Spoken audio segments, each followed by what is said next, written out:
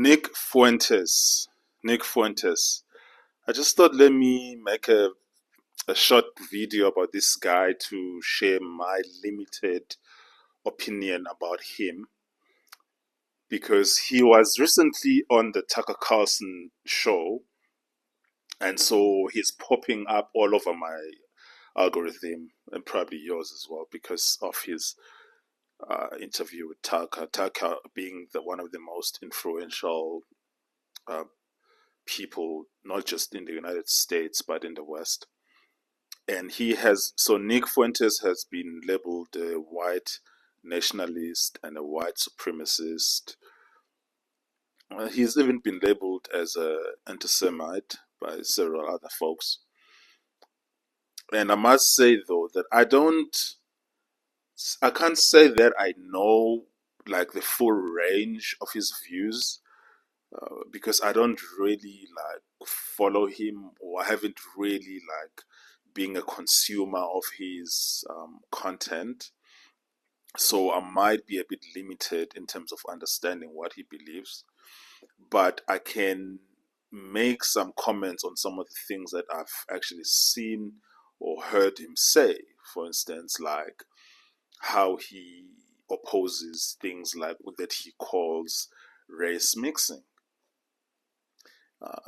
which he considers as when white people have children with non-white people, or when they marry and they have offspring with non-white people. And he has several arguments against it, some of which he calls it's because of cultural like uniformity and all those things, which are arguments that many people would understand because a lot of cultural groups, racial groups, they do have some sort of view that when it comes to marriage and having children, you need to keep it within the race or you need to keep it within the culture.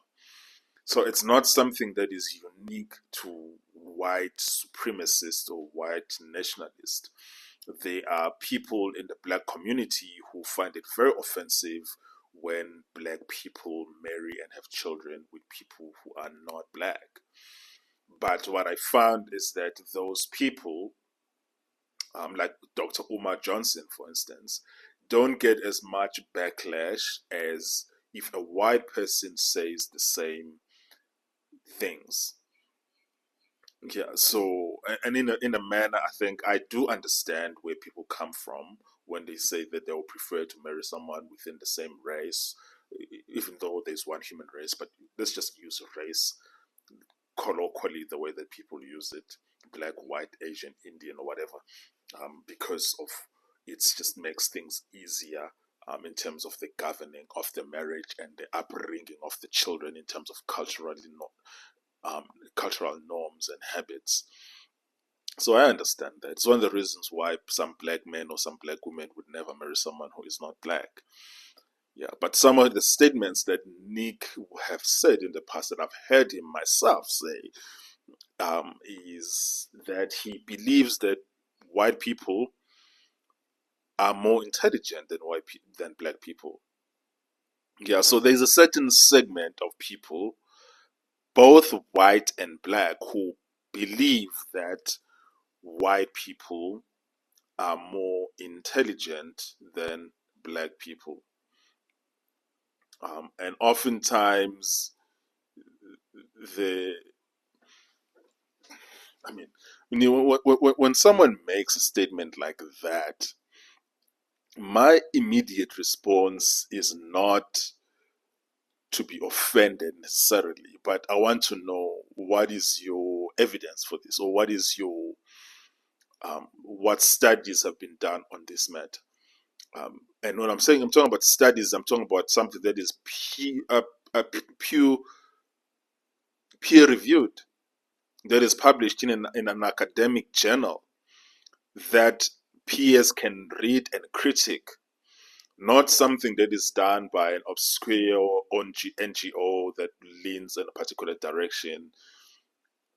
I would like to see where is the evidence in terms of um, the studies that can confirm. And I haven't really found anyone who has provided any kind of peer-reviewed, controlled study that we can actually look at and verify.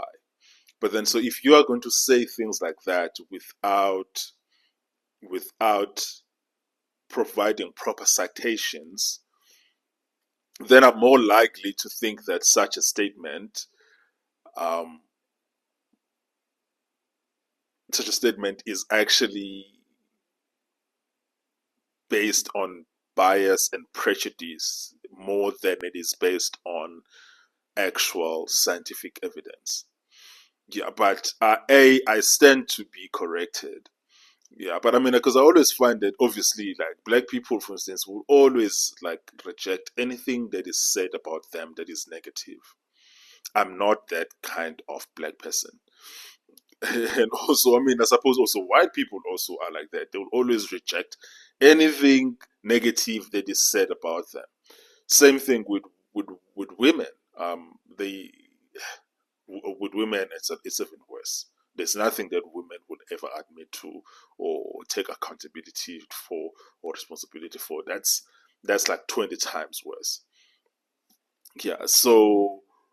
Um, so based on that particular view that he holds, that white people are more intelligent than other racial groups, I'm more inclined to say that yes, he is a white supremacist. Yes, he is a white nationalist. But outside of that, he holds views that most people of all races would agree with.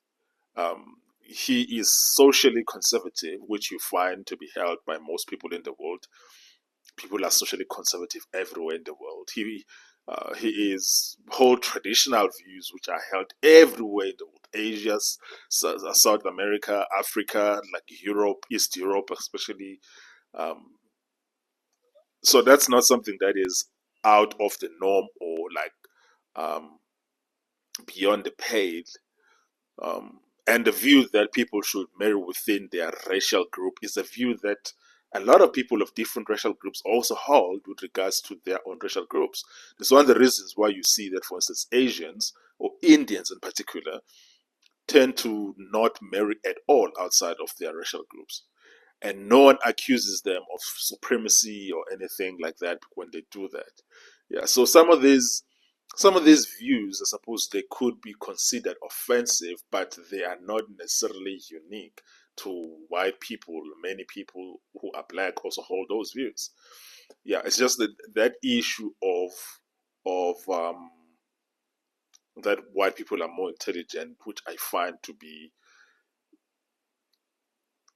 based purely on prejudice and racism and bias than it is based on scientific fact. And if you have scientific fact to back that, studies that have been done, published in a peer reviewed journal, I'm not talking about trust me, bro, kind of bullshit. No, I'm talking about things that can actually be verified. Please put that in my comments below. Yeah, but with that said, so my entire view of him would be what I mean, he's not a guy that I follow. He's not a guy that I would likely to follow at all. And he's not even a guy that I would even like to interview because I don't think that he contributes anything to the social discourse that's going to help our world move forward. He seems to me like he is just a contrarian for the sake of being a contrarian. And I must say though that my opinion of him must be held um, with a pinch of salt because I don't know this guy, but I just don't even think what is his number one selling point, what is his value proposition. Yeah, so I don't necessarily think about him often. It's just that he was on Tucker Carlson recently, and Tucker Carlson is a very big deal. Therefore, he is that will make it's something that is relevant right now. But other than that, um, I don't think about white supremacy or white nationalism often. It's not something that that I'm concerned about. It's something that a lot of people in the left are obsessed with, and I'm not obsessed with it. I'm not. Most of us will live our lives, whether you are in the South or you are in the Midwest or Mid East, or you are in the West or you are in the East, like New York, Maine, places like that, Vermont. You are not going to be experiencing white supremacy on your day-to-day life. You might come across a white supremacist maybe once in 10 years. So a lot of this stuff is just being hyperbolic, and it's been pushed by the media. It is trying to divide us. Yeah, but with that said, I don't wish the guy. I don't wish him ill. I don't, and I don't think that he's that important. He's not even. He's not even in the top 20 most influential people in the on the right. He is just. He is just a guy who has his own little fiefdom. It's not an insignificant fiefdom. It's significant, but he is not significant enough in American politics. Yeah, but that's as far as I would say about that guy. Anyways, cheers.